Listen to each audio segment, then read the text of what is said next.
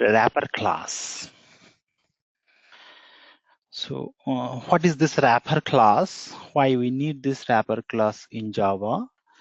And how to use a wrapper class? All the 5W we'll do one by one. So just see here, please. Last day we talked about total 8 data types is there in Java, right? Like byte, then short, then int, then long. Like this way you have float double. Let me write on writing. Float double, boolean, char. So we have total 8 data types is there in Java. So for this 8 data, we have done some discussion last day or these data types.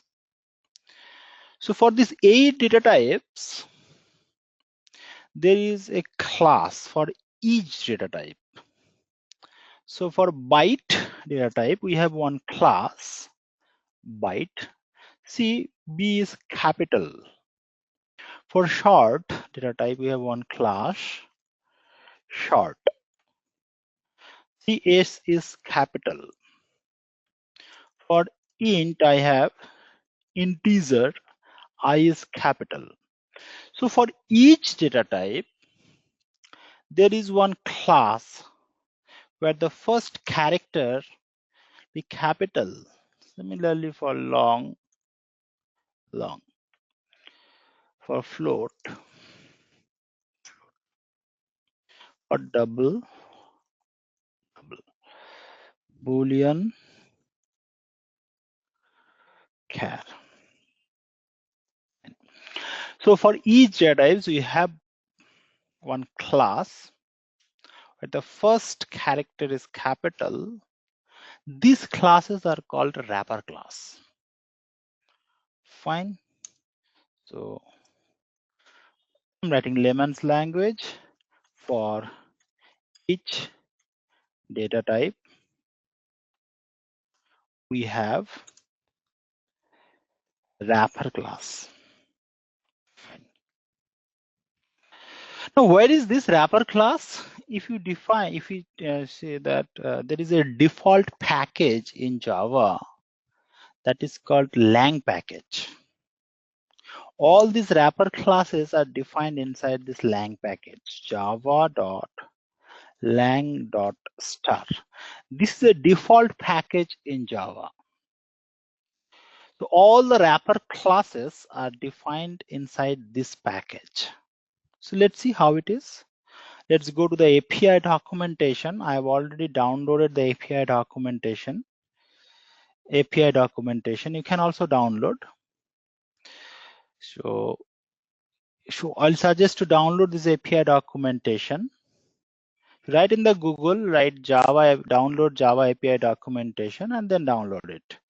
So I've already downloaded it and I'll come into the different packages. Let me open it in frame view first. Let me open in the frame view first.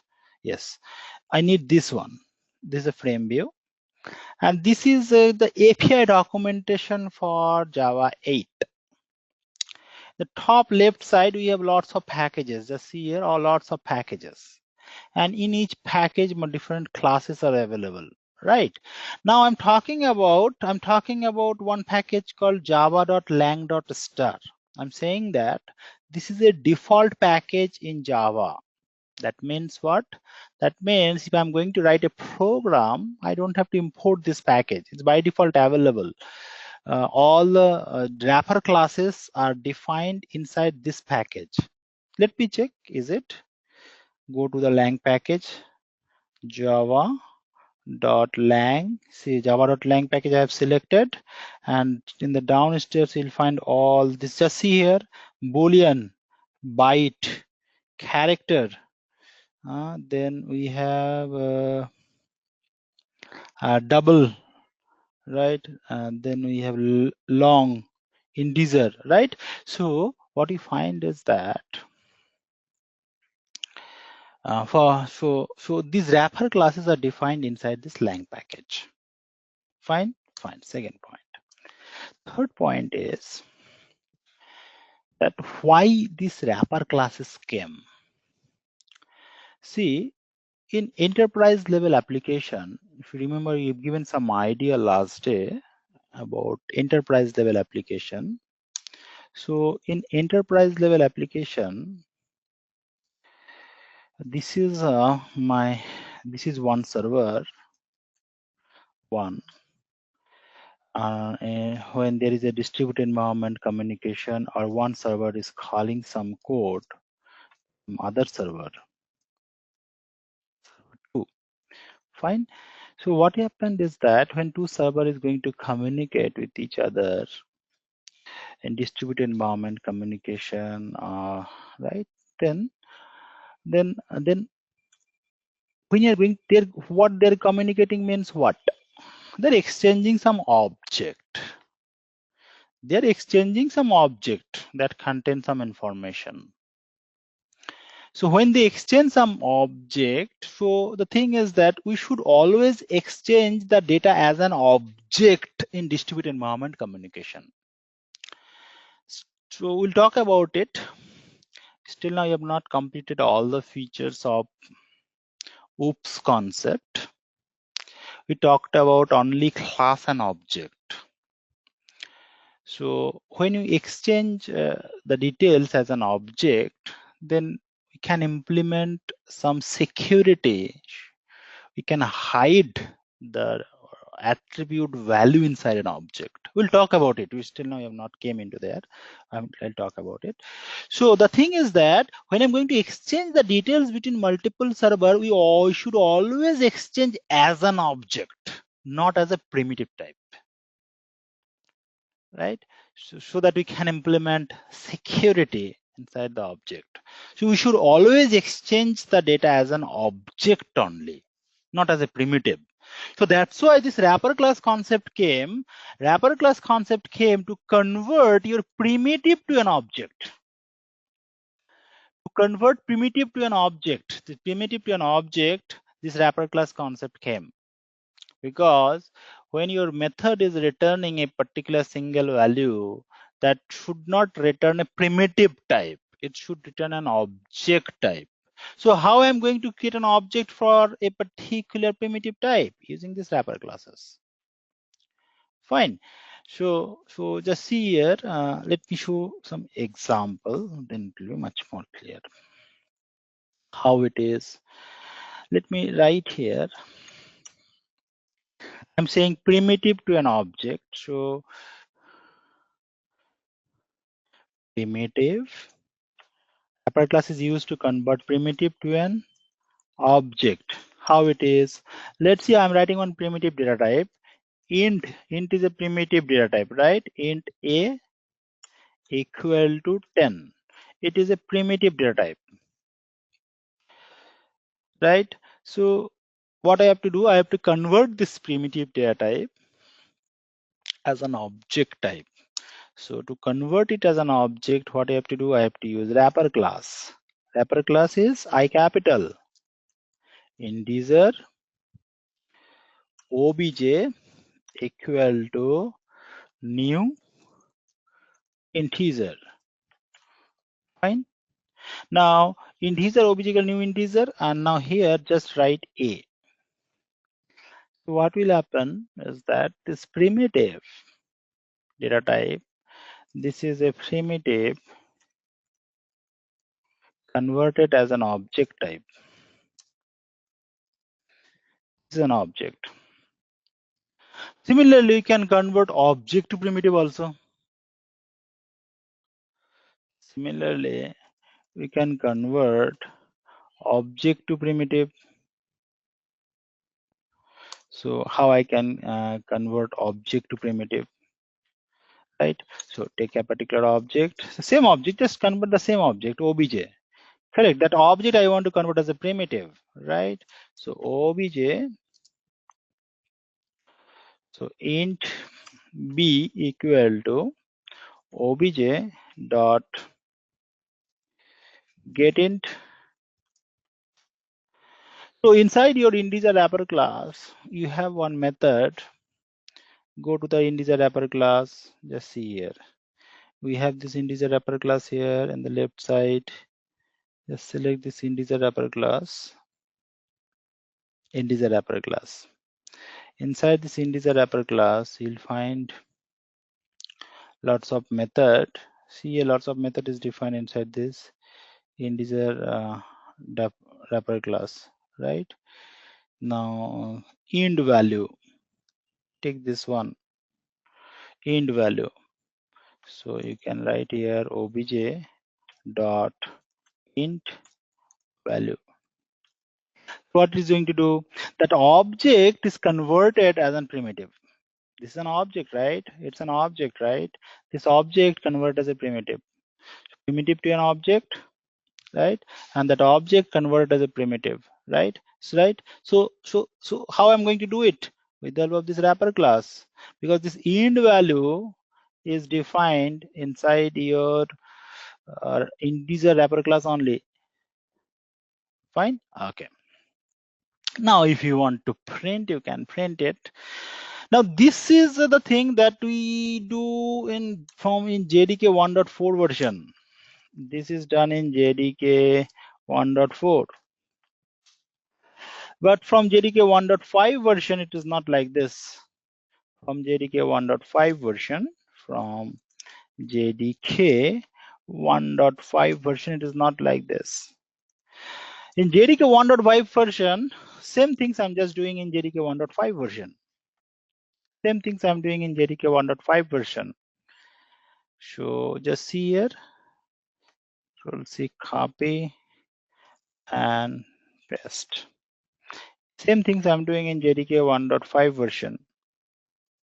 Now, if you see this in JDK 1.5 version, I've written int I equal to 10. It's a primitive. I want to convert to an object.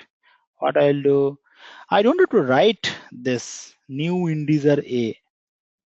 No, I don't have to write this line. What I'm going to do is that just write here a. That's it. Just write here a. That's it. So Control Z. That's it. That means what? Just write here a. That means I don't have to write this code new integer a in 1.5 version. Just write a. So automatically this primitive boxed inside an object. Automatically this primitive boxed inside an object. It is called auto boxing. Auto boxing. So this auto boxing feature is available in Java from Java 1.5 version. So what is the advantage? I'm writing less code, right? Here you're writing this much of code, but in 1.5 version you're writing less code, right? Okay. Similarly, for object to primitive, what will happen is that you don't have to write this end value. Just write int b equal to obj. Then this object automatically unboxed to a primitive. Just write int b equal to obj. Then this object automatically unboxed to a primitive. This is called auto unboxing. Auto unboxing. So this auto boxing and auto unboxing, so this feature supported in JDK 1.5 version. That was not there 1.4 version, right? So like this way you'll add all the features of 1.7 as well as 1.8 also, step by step. So you'll add, right? Fine. Okay. So this is done using wrapper class. So we can write one point is that it is used to convert object to primitive and primitive to object, right? Okay, fine. Fine. Now next, int a equal to 20. So this is an integer, right? So what I'm going to do, I'm going to convert it as a string. Okay, so string s1 equal to new. So what I'm saying is that we can convert a string to primitive and primitive to a string. Okay, so assume it is a string a equal to 20. It's in a string, right? So I want to convert that string into a primitive. So what I can do, convert a string to a primitive, integer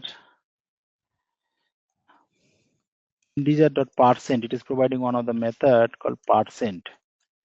Integer dot parse %. So this integer dot % method, it will take a string and convert to an int I. Fine. So what we have done, this % method is defined inside a wrapper class called integer. So using that we can convert. Now here the conversion is from a string to primitive. Correct? A string to primitive conversion, right? And it is okay. After that you can print this one, system.out.println I. Now similarly we can convert string to primitive. Similarly you can convert primitive to string. Similarly you can convert primitive to string, Control Z. Similarly you can convert primitive to string. Fine. So if you want to convert primitive to string, so what I can do here, so I have to use integer dot toString. One method is there, toString method. This toString you can write here I, and it will create a string s1 equal to this. It's taking the primitive value and converting as a string using toString method. So this toString method provided by the wrapper class called integer. ParseInt method provided by the wrapper class called integer, right?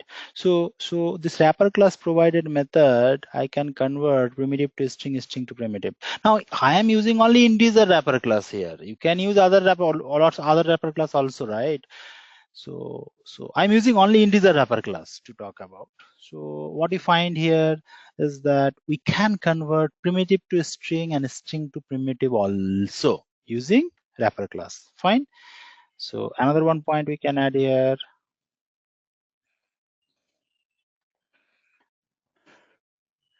Another one point we can add, like it is used to convert